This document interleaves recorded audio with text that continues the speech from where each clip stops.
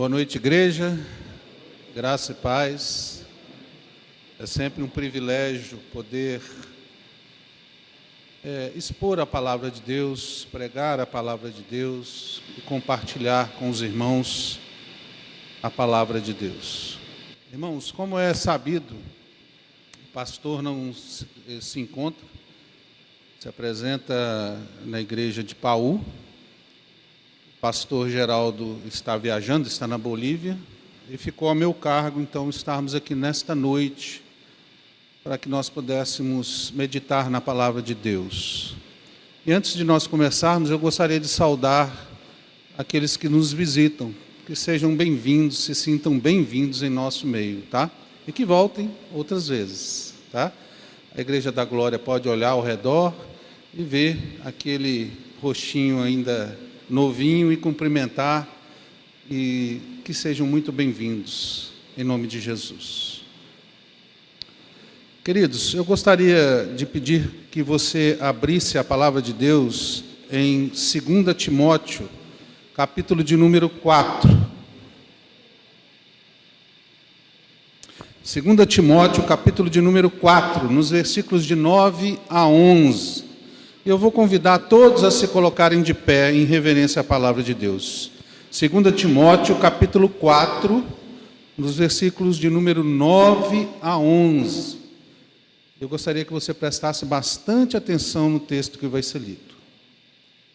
Procura vir ter comigo depressa, porque Demas, tendo amado o presente século, me abandonou e se foi para Tessalônica. Crescente foi para a Galácia, Tito para a Dalmácia. Somente Lucas está comigo. Toma contigo Marcos e traze-o, pois me é útil para o ministério. Amém? Vamos orar novamente. Amado Deus, nós carecemos da Tua bondade e da Tua misericórdia sobre nossas vidas. Carecemos, Senhor, da iluminação do Teu Santo Espírito sobre a mente e o coração de cada um. Pedimos que o Senhor aceite, Senhor, esse culto, que seja agradável ao Senhor. Pedimos, Senhor, que o nome de Cristo seja exaltado, glorificado nesta noite. Tenha misericórdia de mim, tenha misericórdia de nós. Assim pedimos, Senhor, em nome de Jesus. Amém. Podeis assentar, queridos. No ano 64 depois de Cristo, Roma, a capital do Império Romano, pegou fogo. E devido ao calor seco, ao vento, ele se espalhou e o fogo pegou por quase 5 dias na cidade de Roma, de maneira que quase 2/3 da cidade foram consumidas pelo fogo.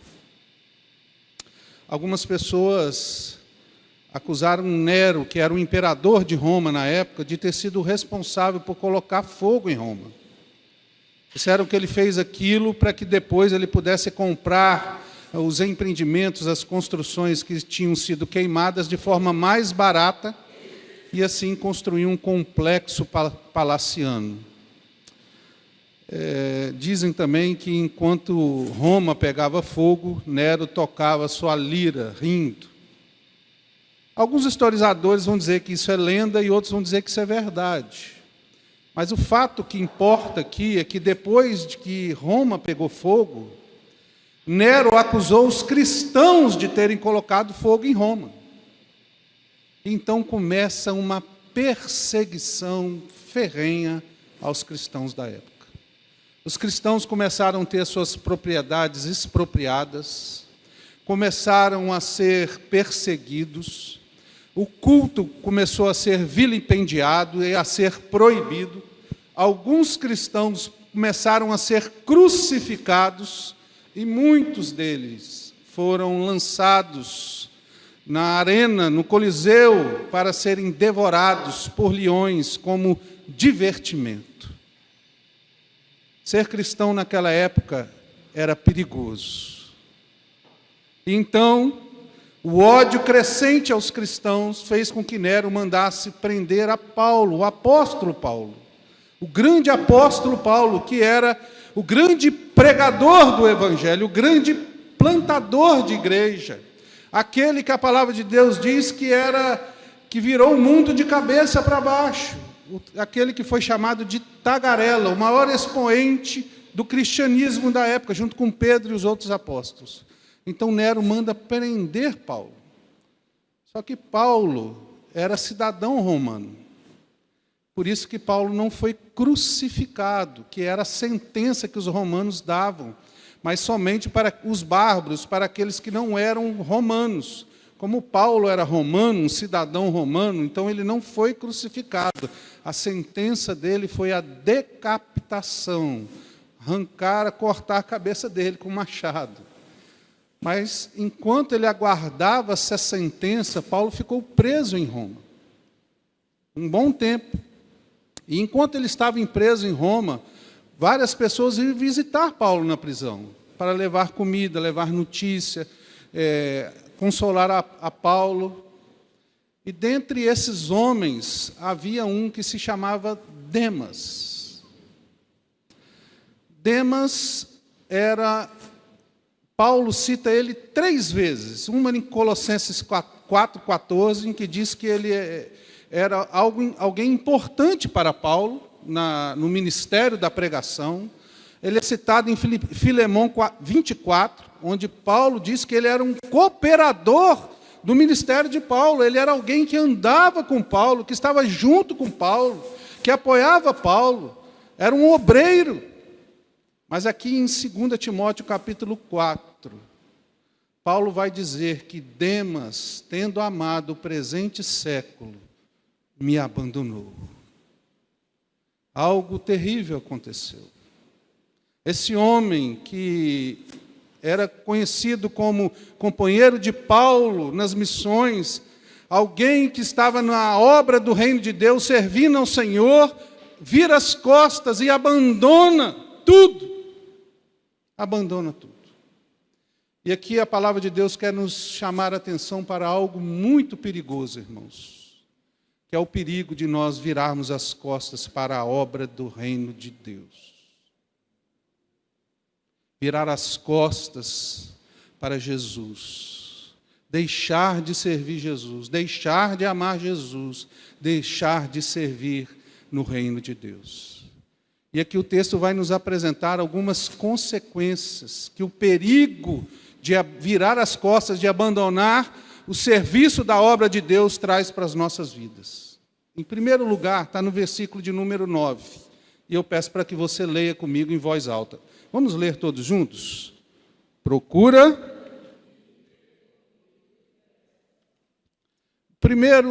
A primeira consequência perigosa de virar as costas para a obra do reino de Deus é o mal que traz a obra de Deus. O mal que traz a obra de Deus. Paulo pede para que Timóteo venha depressa. Por quê? Porque ele sabia que os dias seus aqui na terra eram findos. Logo, logo ele seria decapitado. Ele precisava de apoio, ele se sentia só. Paulo tinha alguns companheiros de viagem: Demas, Crescente, Tito e Lucas. Mas o texto vai dizer que Crescente foi para a Galácia, Tito para a Dalmácia, e Lucas foi o único que ficou com Paulo. Mas Demas abandonou a Paulo totalmente. Não diz que Crescente e Tito abandonaram Paulo, diz que eles foram para a Galácia e para a Dalmácia, talvez para servir as igrejas locais. Mas Demas amou o presente século e abandonou a Paulo. Irmãos, a fama de Demas era grande no círculo cristão. Muitos conheciam ele andava com Paulo, ele era um ajudador. Paulo tinha confiança nele. Então esse homem vira as costas para o reino de Deus, para o Evangelho, e vai para Tessalônica. Tessalônica era uma cidade do Império Romano, mas que tinha uma característica peculiar. ela não estava sujeita às leis do Império Romano. Então, as coisas ali eram mais brandas. Então, provavelmente, Demas foi para ali, porque ali, provavelmente, a perseguição era mais suave. Então, ele não ia correr risco ali. Demas foi para a Tessalônica. E ele abandonou a obra de Deus. Agora, em primeiro lugar, por que Demas... Em primeiro lugar, nós vamos ver por que Demas... A primeira coisa, o que não levou Demas a abandonar a obra. Primeira coisa, não foi o pastor. Tem muita gente que sai da igreja e fala assim, vou sair por causa do pastor. Demas não abandonou a igreja por causa do pastor, porque quem era o pastor de Demas? Era Paulo. Quem era Paulo? O maior teólogo da época. Quase 2/3 do Novo Testamento são escritos de Paulo. Paulo era um grande homem de Deus. Ele não saiu da igreja por causa de nenhum escândalo. Paulo era um homem santo que sofreu muito por causa do Evangelho. Demas não saiu da igreja ou abandonou a fé ou deixou a obra de Deus porque ele não vivia numa igreja parada. Pelo contrário, a vida que ele tinha com Paulo era uma vida agitada, de perseguição, de grande obra, de conversões, de grandes coisas e de grandes feitos. Mas Demas também não abandonou por falta de conhecimento teológico. Paulo era um homem que tinha um conhecimento grandíssimo. Deus revelou a Paulo grandes coisas. E provavelmente Paulo passou isso a Demas. Então não foi falta de conhecimento teológico. Foi por falta de conversões. Ele não via conversões. Pelo contrário, Paulo plantou várias igrejas e várias pessoas se converteram ao Evangelho. Ele viu vidas sendo transformadas. Mas será que Demas deixou porque ele não viu milagres? A palavra de Deus diz que lá em Éfeso, Deus, através de Paulo, fez milagres extraordinários. Somente na Bíblia é falado, é uma única vez que tem essa palavra, extraordinário, e está lá em Éfeso. Por quê? Porque Deus, através de Paulo, fez milagres tremendos. A própria sombra de Paulo curava os enfermos. Então não foi falta de pastor, não foi falta de ver milagre, não foi falta de teologia, não foi falta de nada disso que fez Demas abandonar a obra de Deus. O que fez ele abandonar a obra de Deus? Diz o texto que, tendo amado o presente século. E o que é tendo amado o presente século? O que significa isso? É um contraste com o século vindouro, ou seja, a segunda volta de Cristo. Em outras palavras, Demas amou o mundo.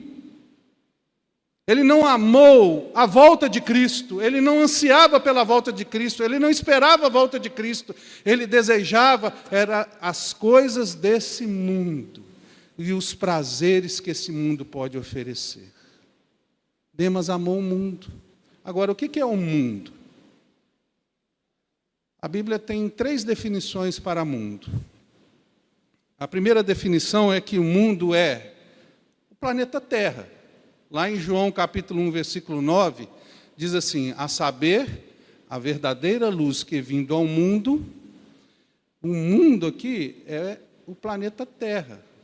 Então, quando Jesus veio ao mundo, ele veio ao planeta Terra, ele se fez carne.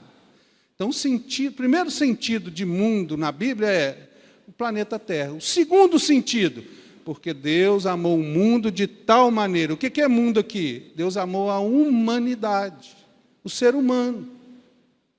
E o terceiro sentido é aqui a causa pelo qual Demas amou o mundo.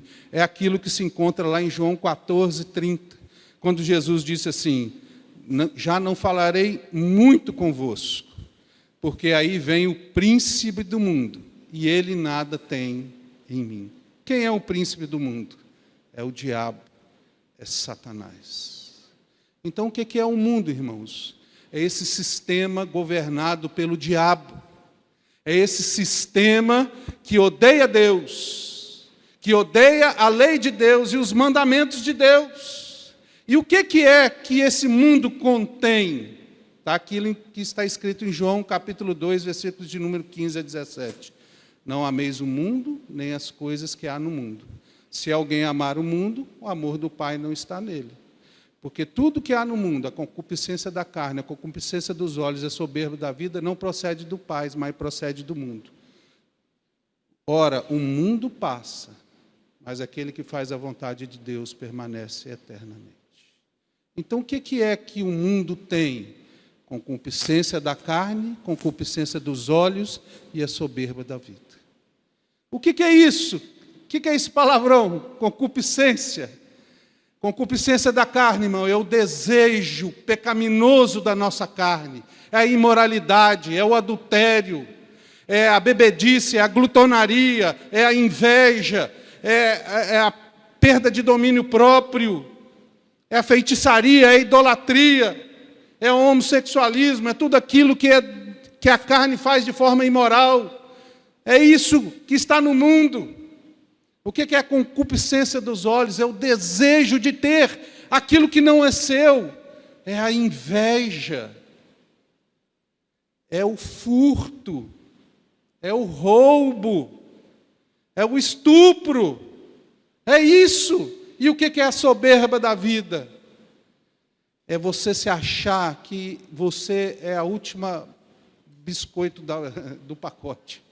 Só você é importante. Você se achar que é melhor que todo mundo, nariz empinado, olhar para todo mundo com os desprezos. É isso que o mundo valoriza e ama. Então, o que é o mundo, irmãos? É o mundo do adultério, é o mundo do pecado, é o mundo da idolatria, é o mundo da pornografia, é o mundo do roubo, é o mundo do vício, é o mundo da bebedice. Esse é o mundo que jaz no maligno. E Demas amou isso. Irmãos, mas isso é perigoso, porque a Bíblia diz que o mundo é inimigo de Deus. Além de Demas ter abandonado a fé, além dele ter deixado de amar Deus, ele passou a amar o inimigo de Deus. Que coisa terrível. E aqui, irmãos, nós vamos fazer uma pergunta. Por que nós nos apaixonamos? O texto diz que Demas amou o presente século. Por que nós amamos alguém? Por que nós nos apaixonamos? Por que você que é casado aí, provavelmente se apaixonou pela sua esposa e vice-versa? Alguns vão dar 5 motivos pelos quais as pessoas se apaixonam. O primeiro motivo é que os iguais se atraem. Não é os opostos que se atraem, mas os iguais se atraem. Demas se identificava com o mundo. Por isso que ele amou o mundo. Segundo lugar, por que Demas amou o mundo? Por que as pessoas se apaixonam? Por causa de que provavelmente o cônjuge se parece com o pai ou com a mãe. Pode saber que você casou com a sua esposa tem alguma coisa da sua mãe, que você acabou se apaixonando e vice-versa. E o que é Demas? Demas é o diminutivo de Demétrio. Demétrio significa aquele que foi consagrado a Deméter. E quem é Deméter? Deméter era a deusa grega da fertilidade. Era chamada Mãe Terra. Provavelmente Demas, quando era um bebê, ele foi consagrado a essa deusa. Seus pais eram devotos dela. E ele foi criado nesse ambiente. E aqui, irmãos, nós aprendemos uma coisa muito importante. A influência que os pais têm na vida da pessoa. A influência poderosa que as tradições têm na vida das pessoas. Quantas pessoas fazem as coisas porque dizem assim: meu pai fazia isso, meu avô fazia isso, meu bisavô fazia isso. Ele não quer saber se é mentira. Ele só quer saber porque é tradição. E se é tradição, é algo que deve ser cumprido. E isso é perigoso.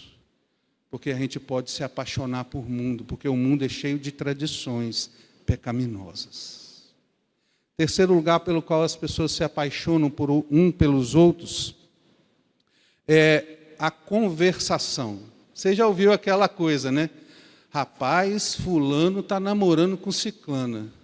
Nossa, mas o sujeito é feio que dói. Como é que ele conseguiu pegar aquela gata? Aí o outro vai dizer assim, o bicho é bom de papo.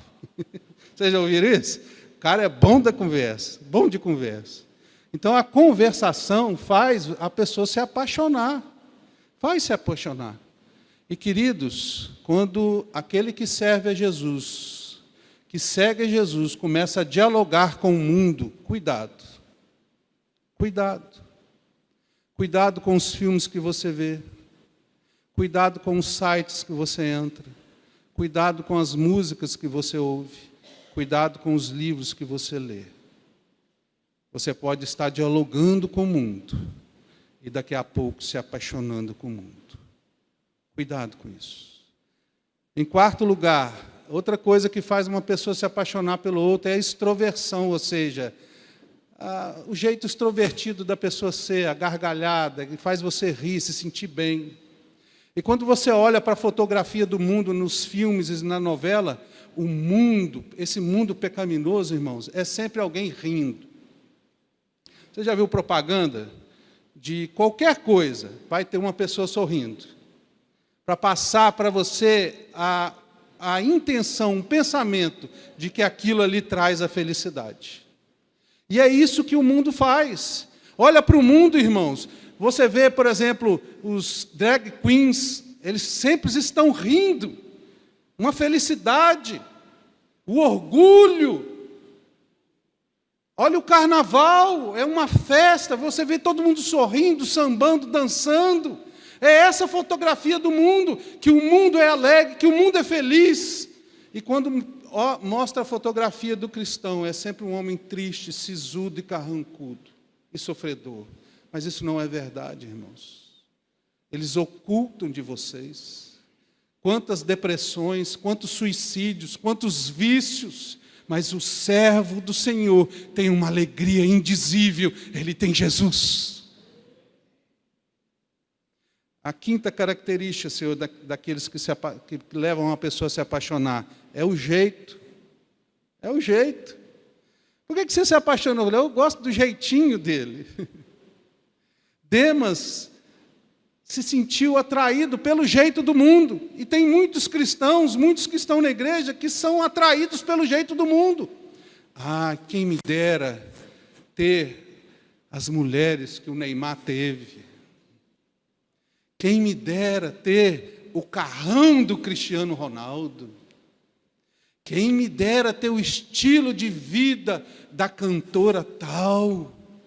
Ser o centro das atenções, ter milhares de fãs, o jeito desse mundo, o dinheiro, as viagens, as mansões, atraem muitas pessoas, e tem muitas pessoas se apaixonando por isso. Cuidado com isso. Queridos, o maior mandamento é: amarás o Senhor teu Deus de todo o teu coração, e Demas não guardou esse mandamento. Pelo contrário, ele amou o mundo e virou as costas para o reino de Deus. Jesus disse lá em Lucas 17, a segunda frase: é inevitável que venham escândalos, mas ai do homem pelo qual eles vêm.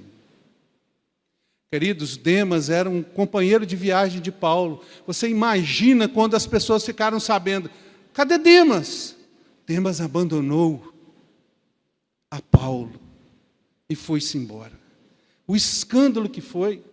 Vocês já pararam para pensar nisso? Quando um servo de Deus cai, quando alguém que estava na igreja abandona a fé, quando ele vai embora, quando ele deixa de crer no Senhor Jesus, o escândalo que é e o mal que isso faz no reino de Deus. É terrível.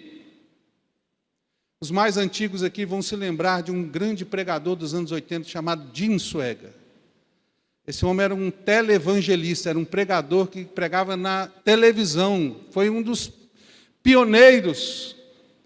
E ele é considerado o pastor que mais pregou por mais anos até hoje na televisão. Ele era um grande pregador. Mas dizem que em 1988, na cidade de Louisiana, ele foi pego no carro com uma prostituta. E o ministério daquele homem teve que parar por ali. Mas graças a Deus, que ele se arrependeu amargamente e voltou para Jesus. Mas causou escândalo, irmãos. Escândalo. Um terrível escândalo. Aquele homem era conhecido nacionalmente e mundialmente. Nós temos recentemente o pastor John Piper, um pastor batista que foi pastor por 33 anos na igreja Belém, Batista Belém dos Estados Unidos. E um dos seus filhos abandonou a fé. E hoje está na internet zombando da fé e zombando do pai. Que tristeza, irmãos, que mal que isso causa para o reino de Deus. Nós temos aqui no Brasil um grande pregador do passado, que era presbiteriano, que caiu em adultério e hoje se tornou um liberal, aceitando tudo. O escândalo que isso causa. Irmãos, quantos homens, quantas mulheres que serviam ao Senhor, caíram em adultério, caíram em vícios, abandonaram a fé, quanta tristeza e quanto escândalo isso causa ao reino de Deus. Isso é muito perigoso. Isso é muito perigoso. Queridos, eu quero perguntar para você nessa noite: você tem orado pelo seu pastor? Você tem orado pelos presbíteros? Irmãos, nós somos humanos, nós somos falhos. Eu sou um grande pecador, é por isso que eu preciso de Cristo. Se eu não fosse um grande pecador, eu não precisava de Cristo. Eu necessito desesperadamente de Cristo, que Cristo mude-me, porque eu sou pecador. Mas se você tem um pastor, um presbítero, que tem falhas, pode não ser um grande pregador, pode não ser um grande teólogo, mas se ele está se esforçando para ser um homem de Deus, abençoe esse homem, irmãos. Abençoe ele. Não fale mal dele. Abençoe, porque muitos têm abandonado a fé. Muitos têm abandonado a fé. A segunda consequência, irmãos, de virar as costas para a obra de Deus, é o risco de abandonar totalmente a obra de Deus e a fé em Jesus. Leia para mim o versículo de número 10, por favor. Leiam todos juntos, porque Demas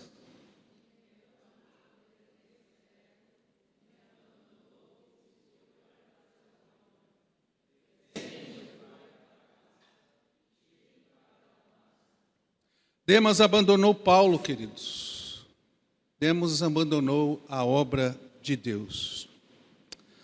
Não há como saber se Demas abandonou a fé. A Bíblia não relata isso. Porém, a tradição cristã diz, os pais da igreja dizem que Demas realmente abandonou a fé. É triste ouvir isso. Realmente ele abandonou a fé. E diz a palavra de Deus aqui que ele abandonou a fé porque ele amou o presente século. E a pergunta é, por que Demas amou o presente século? Por quê? Esse homem que andava com Paulo, que viu coisas extraordinárias, milagres, que ouviu da boca de Paulo grandes mensagens de Deus. Por que esse homem abandonou a fé? A resposta está em Provérbios capítulo 4, versículo 3. Sobre tudo que se deve guardar, guarda o teu coração, porque dele procede as fontes da vida. Demas amou o mundo porque ele não guardou o seu coração. E aqui está a coisa mais importante para aquele que serve ao reino de Deus, que segue a Jesus: guarda o teu coração.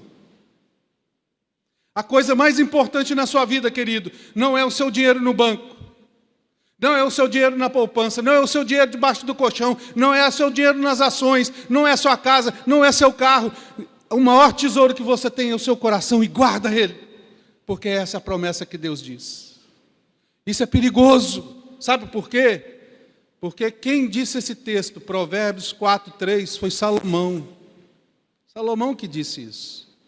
Sobre tudo que se deve guardar, guarda o teu coração. E qual é a história de Salomão? Salomão foi e adorou outros deuses. Isso é um alerta de Deus para nós, do perigo de nós brincarmos com isso. Demas também é a prova viva disso. Por isso que a palavra diz, sobretudo, acima de tudo, a principal coisa na vida sua, que serve a Jesus, que está aqui nessa noite, que diz que é cristão, guarda o teu coração. E o que é coração, irmãos? Coração é a mente, é a sua vontade, é os seus sentimentos, é você mesmo. Guarda tudo isso. Guarda sua mente, guarda seu sentimento, guarda suas emoções para que não sejam contaminadas pelo mundo. E a pergunta que é, irmãos, por que nós devemos guardar o nosso coração? Por que nós devemos guardar o nosso coração? Em primeiro lugar, porque é um mandamento de Deus. Deus mandou. Então nós devemos obedecer. Segundo, porque Ele é a fonte das nossas tribulações. Jesus disse lá em Mateus 15:19, porque do coração procedem maus desígnios. Quais são esses maus desígnios que procedem do coração? Homicídio, adultério, prostituição, furto, falso testemunha e blasfêmia. É a fonte. Tudo que você faz, o seu modo de agir, ele vem do seu coração. Por isso que você deve guardar ele. Terceiro lugar, você deve guardar porque é imprescindível que o nosso coração seja puro. A palavra de Deus diz assim, bem-aventurados os puros de coração, porque verão a Deus. Quem vai ver Deus é os puros de coração. Se você tem enchido o seu coração de porqueira, tem contaminado o seu coração com a imundície do pecado, você não vai ver a Deus. É imprescindível que o seu coração seja puro. Em quarto lugar, porque Deus vê o coração. O homem vê o exterior, mas Deus vê o coração. Como é que está o seu coração? Em quinto lugar, precisamos guardar o coração, porque podemos ser enganados. A palavra de Deus diz assim, enganoso é o coração, mais do que todas as coisas. O nosso coração é inclinado para o engano. E tem muita gente sendo enganado por falsos profetas e falso evangelho. Cuidado, guarda o seu coração. Em sexto lugar, você deve guardar o seu coração, porque o seu coração pode se tornar endurecido. Jesus foi confrontado certa vez sobre quando poderia dar carta de divórcio. E Jesus respondeu da seguinte maneira, Moisés deu para vocês a oportunidade de vocês darem carta por causa da dureza dos seus corações. Por causa da dureza dos seus corações. O nosso coração pode se tornar endurecido. O nosso coração pode se tornar endurecido. E em sétimo lugar, porque o coração é o lugar da morada de Deus. Isaías 57 diz assim, porque Deus habita com o contrito de coração. Se o nosso corpo, irmãos, é o templo do Espírito Santo, o nosso coração é o santo dos santos, onde Deus habita. Por isso você deve guardar seu coração. Agora, como que eu guardo meu coração, queridos? Em primeiro lugar, Jesus deve ser o Senhor absoluto do seu coração. O Salmo 127 diz assim, se o Senhor não guardar a casa, em vão, se o Senhor não edificar a casa, em vão trabalhos que edificam. Se o Senhor não guardar a cidade, em vão vigia o sentinela. Se o Senhor não guardar seu coração, irmãos, Jesus deve ser o Senhor do seu coração. Em segundo lugar, crer e encher-se da palavra de Deus. Creia na palavra de Deus e encha-se da palavra de Deus. Lá, a palavra de Deus diz o seguinte no Salmo 119, guardo no coração a tua palavra, para não pecar contra ti. Terceiro, vigie. Quando você vai no banco, tem uma porta giratória e tem um vigia lá dentro, um guarda. E ele fica olhando as pessoas. Para poder entrar, tem que tirar o que está no bolso. E se agarra, ele vai, me mostra o que tem aí. Ele fica ali vigiando, olhando, não deixa entrar qualquer coisa que possa contaminar. Assim deve ser as nossas vidas. Nós devemos vigiar o que entra para dentro do nosso coração. E em quarto lugar, oração. O Salmo 51, versículo 10 diz assim: cria em mim, ó Deus, um coração puro e renova dentro de mim um espírito inabalável. Clame a Deus: Deus, dai-me um coração puro. Deus, guarda o meu coração. Deus, não me deixes cair em tentação. Clame ao Senhor. Queridos, em terceiro lugar, a consequência de nós virarmos as costas para o reino de Deus é a perda das bênçãos de servir na obra de Deus. É você perder a bênção de servir a Deus e a obra de Deus. Jesus nunca prometeu vida mansa aqui nessa terra. Jesus disse assim: no mundo tereis aflições. Quem quer vir após mim, tome sua cruz e siga-me. Jesus nunca prometeu vida boa aqui, irmãos. Mas a promessa de Deus, que aquele que servir ao Senhor vai ser recompensado. Jesus disse assim lá em Mateus capítulo 5, versículo 11: bem-aventurados sois, quando por minha causa vos injuriarem e vos perseguirem, e mentindo disserem todo mal contra vós. Regozijai-vos e exultai, porque é grande o vosso galardão nos céus, pois assim perseguiram os profetas que viveram antes de vós. A bênção de Deus, irmãos, para aquele que serve a Deus. A bênção no presente século, nessa vida. Olha para o texto, o versículo de número 11. Vamos ler todos juntos.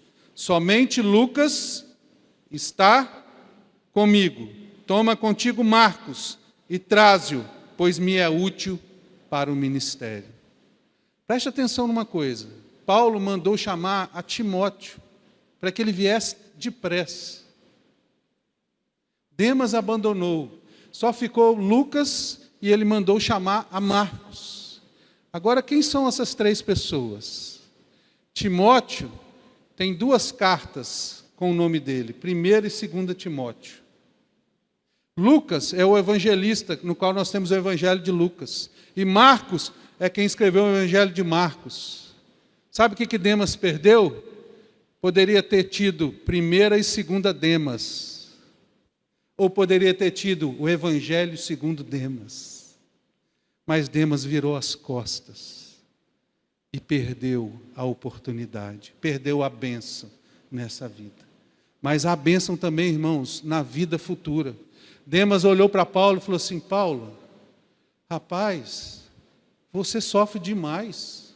Você foi espancado, você foi chicoteado, você caiu em naufrágio, você foi mordido por uma cobra, você foi apedrejado, por onde você passa, você é perseguido, e agora você está preso e vai ser decapitado. De que adianta servir a esse Deus? É esse o fim de quem serve a Deus? Se Paulo fosse em muitas igrejas hoje, ele seria excomungado de muitas igrejas. Porque muitas igrejas creem que se Deus é por você, você vai ter um carro do ano, você vai ter uma casa maravilhosa, você vai ser empresário, você vai ser riquíssimo. Paulo seria excomungado. Eles diriam que Paulo está em pecado e que Deus odiava Paulo. Mas o que nós conhecemos da vida de Paulo? Um grande homem de Deus que foi usado pelo Senhor. Deus usou todo o sofrimento de Paulo para fazer de Paulo mais santo, mais conhecedor de Jesus. Queridos, a promessa de Deus.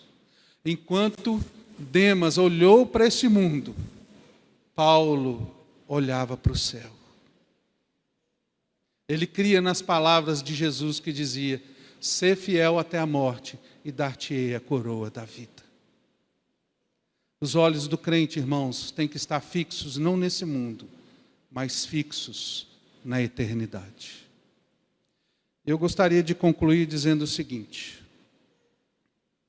infelizmente, muitos na caminhada cristã irão abandonar a fé. É triste dizer isso, mas muitos vão abandonar a fé. A pergunta é: você é uma dessas pessoas? Será que você é um Demas?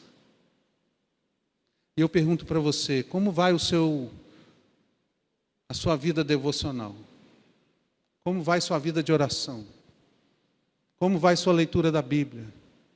Como vai sua comunhão com os irmãos? Como vai sua fé? Como vai seu coração?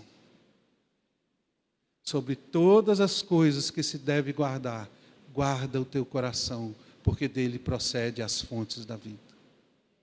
Guarda o teu coração desesperadamente, clame ao Senhor, ajuda-me, Deus, tem misericórdia de mim.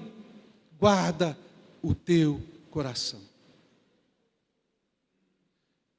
A vida cristã não é fácil, queridos. Há momentos de desânimo, há momentos de tristeza, há momentos que a gente quer abandonar a fé, mas há promessa do Senhor. E eu convido a todo mundo a ficar de pé, todos vocês, para juntos nós lermos Marcos capítulo 10, versículo 29. Todos nós vamos ler essa passagem. Marcos capítulo 10, versículo 29. Marcos capítulo 10, versículo 29. Em verdade, vamos ler todos juntos? Não, né? Tornou Jesus, em verdade vos digo, que ninguém há que tenha deixado casa, ou irmãos, ou irmãs, ou mãe, ou pai, ou filhos, ou campos, por amor de mim, por amor do Evangelho, que não receba já no presente o cêntuplo de casas, irmãos, irmãs, mães, filhos e campos, com perseguições, e no mundo por vir a vida eterna. Há recompensa de Deus, irmãos, para aquele que é fiel, para aquele que serve ao Senhor. Nesta vida, você vai ter muitos irmãos, olha para o seu lado, você está cheio de irmãos, e no futuro, a vida eterna.